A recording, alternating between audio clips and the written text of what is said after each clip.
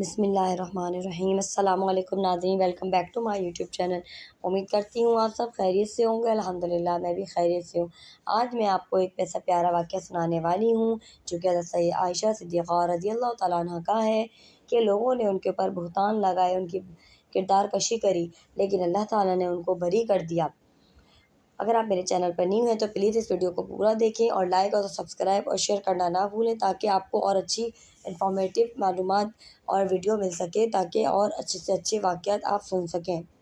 ایک غزوے میں ایک نہایت ہی دردناک واقعہ رونما ہوا جس نے منافقین کو اور زیادہ رسوا کر دیا، اور مومنوں کی ماں حضرت سیدہ عائشہ صدیقہ رضی اللہ تعالیٰ عنہ کی عظمت اور کردار کی پاکیزگی کو چار چاند لگ گئے۔ یہ سیدہ عائشہ صدیقہ رضی اللہ تعالیٰ عنہ پر جھوٹ اور بہتان لگانے کا واقعہ ہے۔ اس کا خلاصہ یہ ہے کہ اللہ کے رسول صلی اللہ علیہ وسلم جب سفر پر جاتے تھے تو ازواج مطہرات میں قرآن دازی فرماتے، جس کا نام نکلتا اسے اپنے ہمراہ لے جاتے۔ اس غزوے میں آپ کے ہمراہی کے لیے قرآن دازی میں سیدہ عائشہ صدیقہ رضی اللہ تعالیٰ عنہ کا نام نکلتا ہے۔ وہ آپ صلی اللہ علیہ وسلم کے ہمراہ تھیں۔ سیدہ جب سفر پر روانہ ہونے لگیں تو اپنی بہن سیدہ اسماء رضی اللہ تعالیٰ عنہ کا ہار مانگ کر ساتھ لے گئیں۔ سفر سے واپسی پر ان سے وہ ہار کہیں گر گیا۔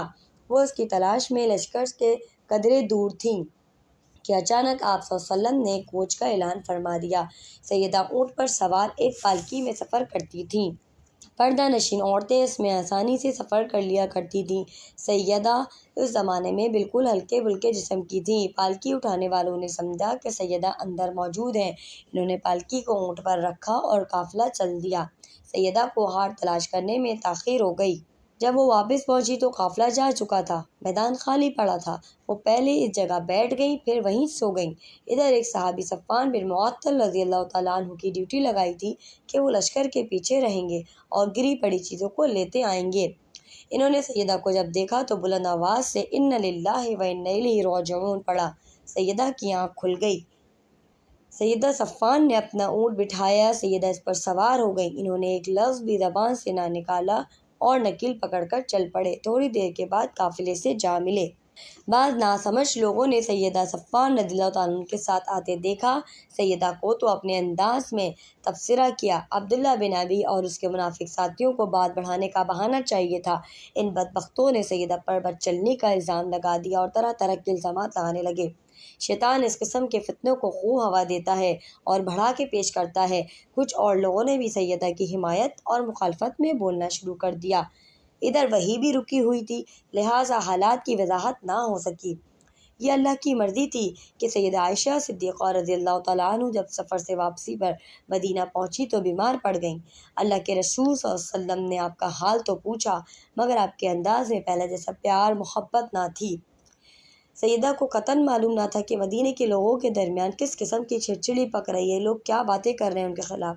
منافقین کو اپنی اندرونی کمینگی اور دلوں میں چھپی ہوئی کدورت اور نفرت ظاہر کرنے کا خوب اچھے سے موقع مل رہا تھا۔ دوسری طرف ناظرین کرام، مصطفیٰ رضی اللہ تعالیٰ عنہ سیدنا ابوبکر صدیق رضی اللہ تعالیٰ عنہ کے خالہ زاد بھائی تھے۔ یہ نہایت غریب تھے اور مسکین مہاجرین میں شامل تھے۔ ان کی کفالت سیدنا ابوبکر صدیق رضی اللہ تعالیٰ عنہ کرتے تھے۔ یہ بدری صحابی تھے، مگر بدقسمتی سے یہ بھی منافقین کے پروپیگنڈے میں آ گئے اور ان کی ہم نوئی میں بولنے لگے۔ ایک بار ایسا ہوا کہ رات کے وقت مصطفیٰ رضی اللہ تعالیٰ عنہ کے والدہ اور حضرت سیدہ عائشہ صدیقہ رضی اللہ تعالیٰ عنہ دونوں قضائے حاجت کے لیے جا رہی تھیں کہ مصطفیٰ کا پاؤں اپنی چادر میں پھنس جاتا ہے اور وہ پھسل جاتی ہیں۔ انہوں نے دیہاتی زبان میں اپنے بیٹے کو بد دعا دی، تعیسہ مصطفیٰ تباہ ہو جائے۔ تو سیدہ عائشہ صدیقہ رضی اللہ تعالیٰ عنہ نے انہیں ٹوکا۔ مصطفیٰ رضی اللہ تعالیٰ عنہ کی یہ فرماتی ہیں، یہ آپ کیا کہہ رہی ہیں، مصطفیٰ تو بدری صحابی ہیں۔ مصطفیٰ کہنے لگیں، بھولی عورت، تمہیں معلوم نہیں تمہارے بارے میں کیا کیا باتیں ہو رہی ہیں، تمہارے بارے میں کیا کیا کہہ رہے ہیں۔ میرا بیٹا مصطفیٰ بھی اس الزام تراشی میں شریک ہو گیا ہے۔ مصطفیٰ نے سیدہ عائشہ صدیقہ رضی اللہ تعالیٰ عنہ کو پورا واقعہ سنایا۔ سیدہ جب واپس آئیں تو نہایت غمزدہ تھیں، غمگین تھیں۔ انہوں نے اللہ تعالیٰ کے رسول صلی اللہ علیہ وسلم سے اپنے والدین کے گھر جانے کی اجازت طلب کی، جو انہیں دے دی گئی۔ والدین کے گھر جب گئیں تو والدہ سے بات کی، ان سے سارے معاملے کی تفصیل معلوم کی تو انہیں یقین ہو گیا کہ واقعی میں لوگ ان کی کردار کشی کر رہے ہیں۔ دونوں ماں بیٹیاں بے اختیار رونے لگیں۔ सैयदा आयशा सिद्दीक़ा रज़ी अल्लाह तआला अन्हा की हालत ये थी कि 2 रातें और 1 दिन मुसलसल रोती रहीं। खाना पीना छोड़ दिया। ज़रा गौर कीजिए, एक मुअज़्ज़ज़ घराने की बेटी और कायनात के सरदार की ज़ौज मोहतरमा होने के नाते उनके लिए इससे बढ़ के सदमे की बात क्या हो सकती थी कि उनके किरदार को मैला करने की कोशिश की जा रही थी। गम व आलम की इसी कैफियत में कई रोज़ गुजर गए। एक रोज़ अल्लाह के रसूल सल्लल्लाहु अलैहि वसल्लम हज़रत अबू बकर सिद्दीक़ रज़ियल्लाहु तआला अन्हु के घर तशरीफ़ लाए। सैयदा आयशा सिद्दीक़ा रज़ियल्लाहु तआला अन्हा शदीद रंज व आलम में थीं।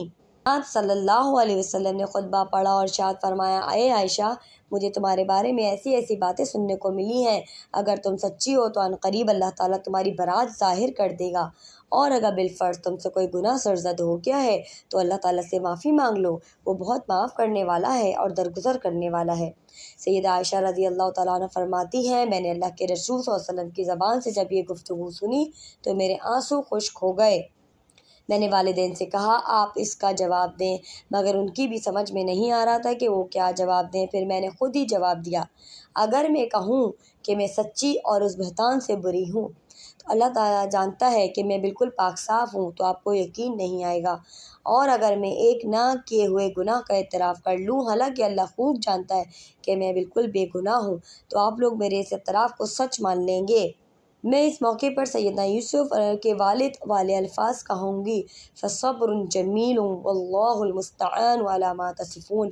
मेरा काम अच्छे तरीके से सब्र करना है और अल्लाह ही है जिससे इस किस्म की बातों पर मदद मांगी जाती है जो आप लोग बयान करते हैं। मेरे गम की ये कैफियत थी कि मुझे उस वक्त शिद्दत गम से यूसुफ अलैहिस्सलाम के वालिद का नाम भी याद ना आ रहा था। फिर क्या हुआ नाज़रीन कराम, अल्लाह ताला ने आसमान से सैयदा की बारात का नुज़ूल कर दिया। इसी दौरान में अल्लाह ताला के रसूल सल्लल्लाहु अलैहि वसल्लम पर वही की कैफियत तारी हो गई। जब वही ख़त्म हुई तो आप सल्लल्लाहु अलैहि वसल्लम ने फरमाया, ए आयशा, अल्लाह ने तुम्हें बरी कर दिया है। उनकी वालदा उम्मे रोमान खुशी से सरशार होकर कहती हैं, ए आयशा, उठो और अल्लाह के रसूल सल्लल्लाहु अलैहि वसल्लम का शुक्रिया अदा करो। मगर सैयदा आयशा रज़ियल्लाहु तआला अन्हा को अल्लाह के रसूल की मोहब्बत पर इतना ज़्यादा एतमाद और वसूक था कि क़द्र नाज़ से बोली, मैं तो सिर्फ़ अल्लाह का शुक्र अदा करूँगी। अल्लाह ताला ने मुनाफिकीन की साजिश का पर्दा चाक करते हुए सूरह नूर की 11 से 26 तक 16 आयत नाजिल फरमाईं। क़यामत तक मुसलमान इन आयत की तलावत करते रहेंगे और सैयदा आयशा सिद्दीक़ा रज़ियल्लाहु तआला अन्हा के किरदार की आज़मत की गवाही देते रहेंगे। इन आयत की रोशनी में आप पर तोहमत लगाने के इल्ज़ाम में 2 मुखलिस सहाबियों और सहाबिया को 80-80 कोड़ों की सज़ा दी गई, जो गलती और गलतफहमी से इस गलत इल्ज़ाम में शरीक हो गए थे। रहे वो मुनाफिक जिन्होंने ये झूठ बांधा था तो उन्हें सज़ा देकर पाक ना किया गया, क्योंकि इनको आखिरत की ज़िंदगी में अल्लाह का शदीद अज़ाब होने वाला है जो कभी ख़त्म ना होगा। इन आयत के नुज़ूल के बाद अब्दुल्ला बिन अबी मदीना में रुस्वा होकर रह गया। इसके अपने कबीले के लोग भी इसके ख़िलाफ़ हो गए। अगर वो किसी मौके पर अल्लाह के रसूल सल्लल्लाहु अलैहि वसल्लम के ख़िलाफ़ बकवास करने की कोशिश करता तो इसके अपने ही लोग उसे सख्त तरीन बातें सुनाते और ख़ामोश करा देते थे। नाज़रीन कराम, उम्मीद करती हूँ आपको आज की वीडियो बहुत अच्छी लगी होगी। अगर अच्छी लगी है तो प्लीज़ लाइक, सब्सक्राइब और शेयर करना ना भूलें, ताकि आपको और अच्छी अच्छी वीडियोस मिलती रहें। जज़ाकल्लाहु खैरन। अल्लाह हाफ़िज़। नेक्स्ट वीडियो में मिलेंगे किसी और वाक़े के साथ।